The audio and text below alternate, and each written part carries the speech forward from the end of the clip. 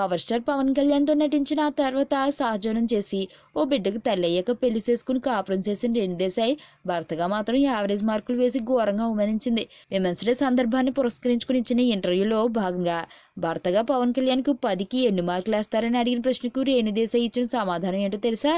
పవన్కు రేణు ఇచ్చిన మార్కులు ఎన్నో తెలుసా? 10 మార్కులకు గాను 4 ఇస్తాను, లేదంటే 5 అంతే అని చెప్పి షాక్ ఇచ్చింది రేణుదేశాయ్. భర్తగా పవన్ కళ్యాణ్ యావరేజ్ మాత్రమే అని చెప్పిన రేణుదేశాయ్ హీరోగా మాత్రం 10కి 10 మార్కులు, తండ్రిగా 10కి 10 మార్కులు, రాజకీయ నాయకుడిగా 10కి 10 మార్కులు వేసింది.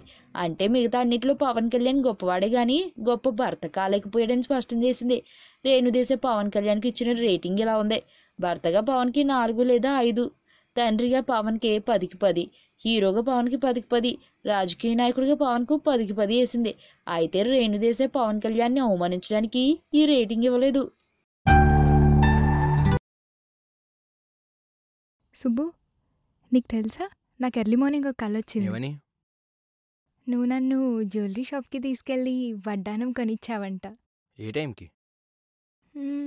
గుర్తులేదు సుబ్బు, 5కి అనుకుంటా. అదే మరి 5కి మీ బాబు వచ్చి బిల్లు కట్టినట్టు నాకు కాల్ వచ్చింది. గీతా సుబ్రహ్మణ్యం, ఈ జంట పేరు గీతా సుబ్రహ్మణ్యం.